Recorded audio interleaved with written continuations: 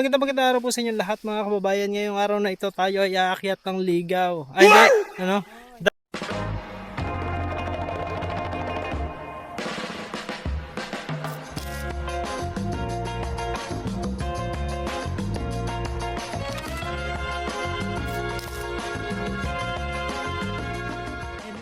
Dadalaw lang.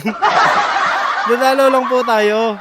So kasama natin of course si PJ, si Pugong, and then the rest of the guys. Nandyan si, ano pangalan nito?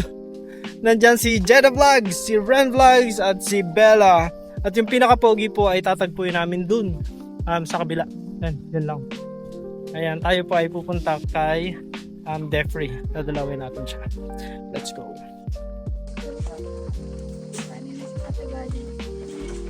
Unti-unti na siyang nasasanay. Medyo mababaw lang naman. Ayan mga tubig.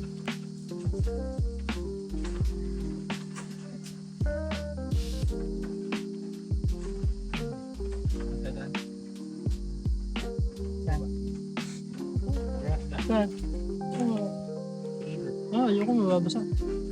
Dito na lang ako.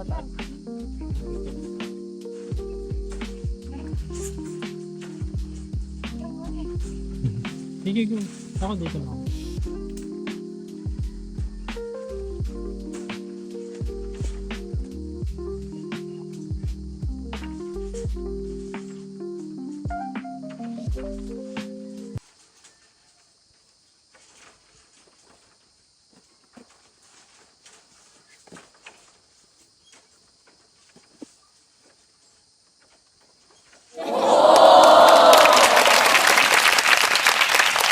So, magandang araw po sa inyo lahat mga kababayan. Ngayong araw na ito ay araw ng linggo.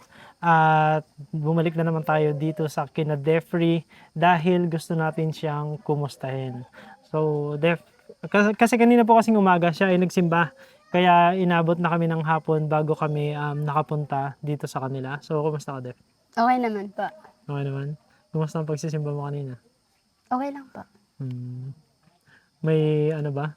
May bagong pangyayari sa'yo? Wala naman? Wala naman po. Wala naman. Same lang. Mm. Handa ka na sa ano? Handa ka na sa school para bukas? Opo, handa na po. Kasi ilang araw din kayong hindi no? Hindi 1 week nagklase. po. Opo. 1 week? As in straight week na hindi kayo nagklase? Oh, grabe. Online class po sana kaso Mm. hindi naman po nagpa-online class yung teacher namin. Hindi na rin. Hindi po.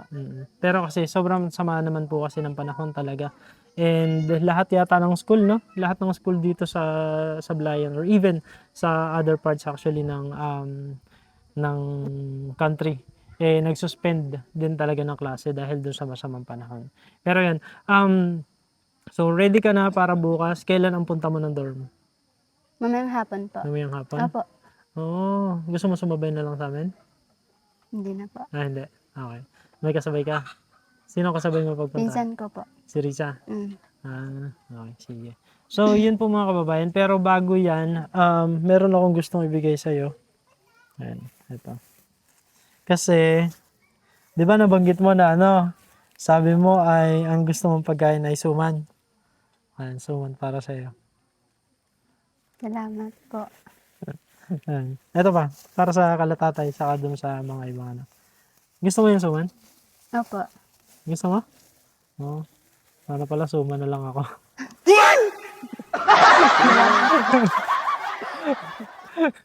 Ayan. Joke lang po yan.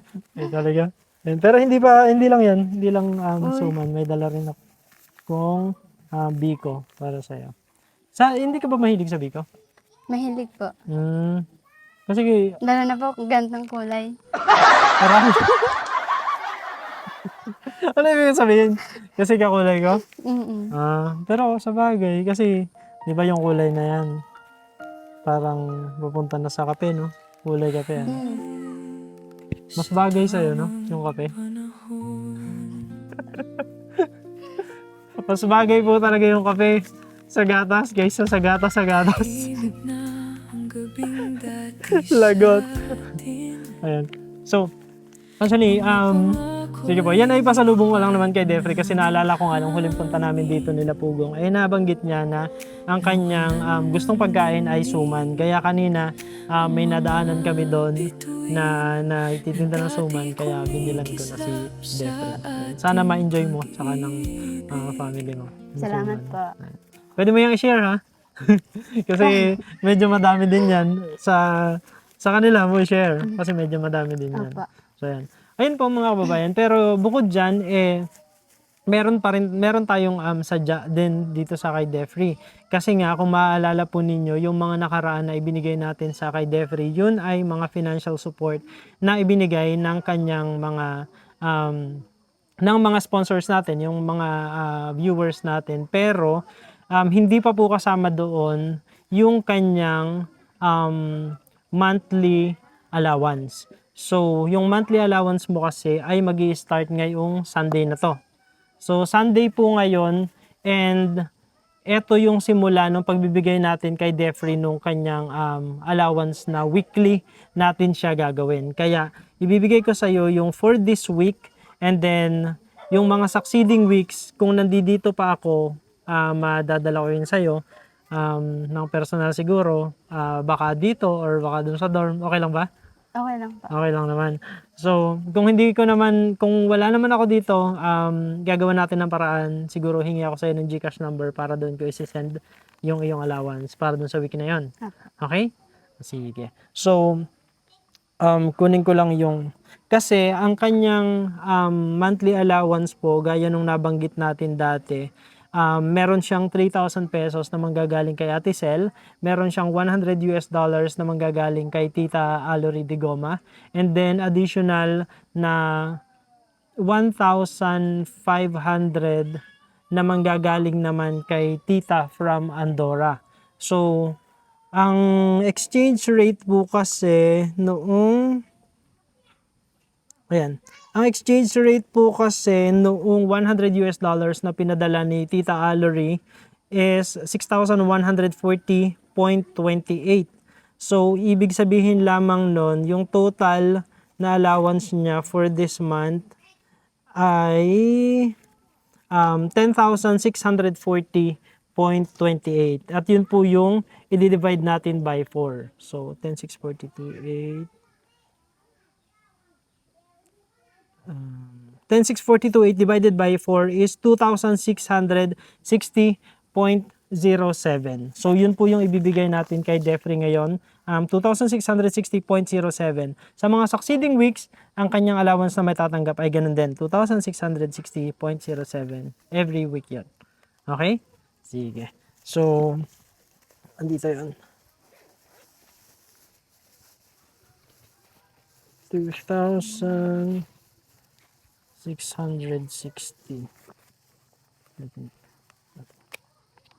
Okay. Peram ako ng iyong kamay. Okay lang? Okay lang po. Ayan. So, 1, 2, 2,500, and then 600, and then 60.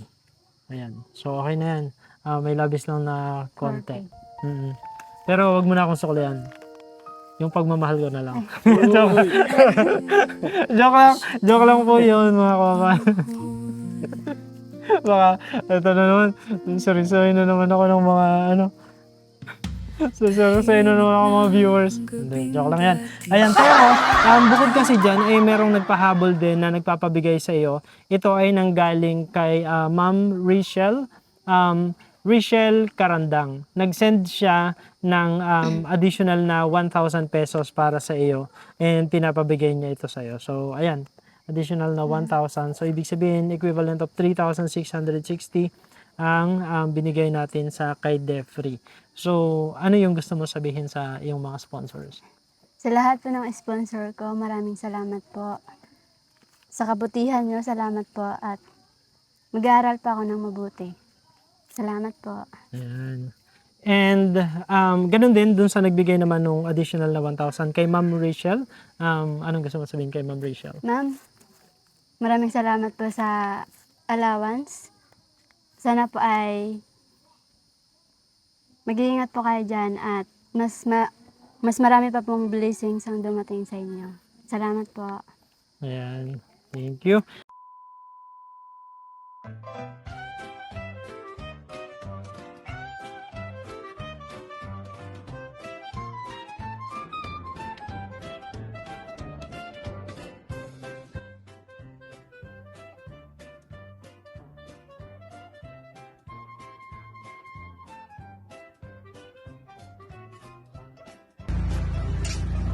Mare, bakit parang problemado ka?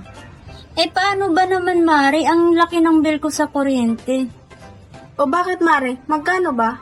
Eh paano ba naman? Dating 2,000, ngayon 4,700 na. Ikaw, Mari, bakit parang hindi ka problemado? Eh kasi Mare, ang baba ng bill ko sa kuryente. Oh, talaga? Magkano ba sa'yo? Alam mo ba na 1,000 lang ang binabayaran ko kada buwan? Ha? Paano nangyari yun? Dahil sa PB Team Solar, bumaba ang bill ko sa kuryente. Paano nangyari yun? Libre na ang ilaw namin sa bahay.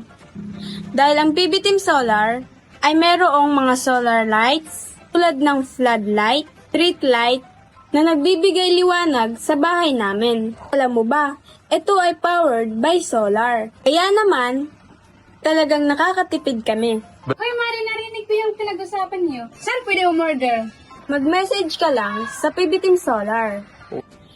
Isang paalala lang po na mag-message po kayo sa legit at tamang page. Ang PB Team Solar, roon pong 129,000 followers. At nandito po sa inyong screen ang mga pwedeng tawagan na tao at mga contact number nila. Muli, maraming salamat po sa inyo.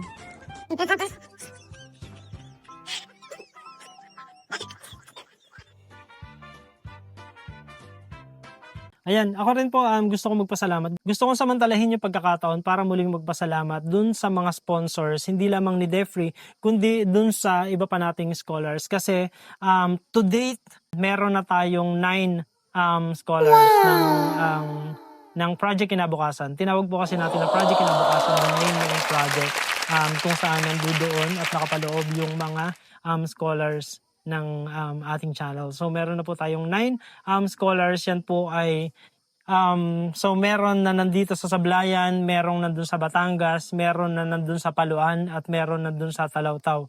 So iba-ibang municipality, pero lahat po ng iyon ay sinisiguro ko sa inyo na talagang deserving, at nakita ng mga sponsors na deserving talaga na tulungan dahil nag-aaral ng mabuti. And talagang minomonitor natin yan, yung kanilang pag-aaral. Hinihinga natin sila ng update, kinukumusta, para masiguro na lahat sila ay pumapasok at hindi nagkakaroon ng problema dun sa kanilang mga pag-aaral. Kaya once again, maraming salamat po sa ating mga dear sponsors, and syempre sa ating mga viewers and subscribers na walang sawa pong nanonood then dun sa ating mga videos. Pero meron po kasi kayong dapat abangan. Pero hindi ko sasabihin kung ano yan. Pero meron po kayong dapat abangan. Isang bagay na nakakatuwa. Di ba rin? Yes. Kaabang-abang talaga yun. Kaabang-abang. Yan, kung ano yan, malalaman po ninyo yan sa mga susunod na araw. Pero gusto ko rin po samantalahin yung pagkakataon para pasalamatan si Pugong Biyahero. Yan, alam ko marami ang na-surprise, marami ang nagulat na, nasa Mindoro na kagad siya. Nung isang araw, nasa Davao lang siya. Pero bigla-bigla, nandun na siya kagad sa Mindoro. Sobrang thank you, PJ, sa walang sawang suporta. Grabe. Sabi nga niya kahapon, kasi nakakapagod naman talaga ang magbiyahe. Pero sabi niya, kung hindi nga lang kayo mahalaga kung hindi nga lang kayo mahalaga sa akin, sabi niya ganun. Kasi syempre napapagod din siya sa pagbibiyahe, pero talagang pinilit niya na makarating dito sa Mindoro at masamahan kami dito sa ilang mga misyon na ating ginagawa. Yun ay sobrang na-appreciate namin, lalo nung nagsimula kami. Syempre si Mastering Ring, ako, si Ren Vlogs, talagang syempre mangangapa muna kami, tapos kung ano ba yung mangyayari, ang daming questions. Pero ayun, dahil dumating si PJ, alam mo yung parang okay napakalaking relief nung naramdaman din namin na syempre alam naman namin na palagi siyang nakasuporta pero iba pa din yung presence na nandito siya. Kaya thank you so much, PJ. And then ganun din sa ating iba pang PB team members, maraming salamat sa inyong suporta. Sa mga PB team na wala dito, nasa sa iba't ibang panig ng Pilipinas. Mapalason, Visayas, Mindanao man yan. Ayan. And gusto din natin magpasalamat, Jeffrey, no? Dun sa mga taong sumusuporta din sa ating dalawa. Nakakagulat. Ikaw, nagulat ka ba? Nagulat ka dun sa... bakit may ganun? Bakit? Bagay daw tayo. Oh. Pero nakakagulat po talaga kasi wala naman pong walang ganong intensyon, wala namang ganong plano, pero overwhelming yung appreciation or yung reception na natanggap po namin sa mga viewers. Kaya maraming salamat po. Surprising kasi sabi ko nga, sa edad ko ba naman to? Tapos sasabihin na bagay ako sa isang 21 years old, tapos ang ganda pa. So, talang ako. So, yun. Ayan. Pero thank you so much po mga kababayan. Ayan. Ikaw, Jeffrey, ano yung message na gusto mo sabihin dun sa mga tao na ang ganda ng mga mensahe or mga comment na sinasabi about you? Salamat po sa mga magandang comments niyo.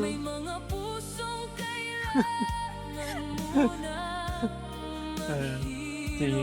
Medyo nahihiya pa ito si Jeffrey. Pero yun po, maraming salamat. Siguro yun yung bottom line. Gusto po naming magpasalamat. And yun nga, malay nyo kung ano yung mga susunod na pangyayari, malalaman na lang po natin. Diba? And gusto rin po namin magpasalamat pala dun sa mga nagbigay ng pangalan namin for Love Team. Love Team daw. Pero ikaw, ano yung pinakagusto mong pangalan dun sa binigay nila na Love Team? Jeffrey? Oh. Pareho kami. Ako yun din ang gusto ko. Yun din ang gusto kong pangalan. Kung sakasakali man, no? Kasi Jeffrey parang buong-buo na tayong dalawa talaga, no? Jason, Jeffrey. Sorry, nagulat siya bigla. Doon sa pero ayun lang, baka tingnan natin kung mga magiging feedback ng mga viewers. Di ba? Ayan. Sige, may nakalimutan kang sabihin ba? Or, wala naman? Wala? Ako may nakalimutan pa. Ano?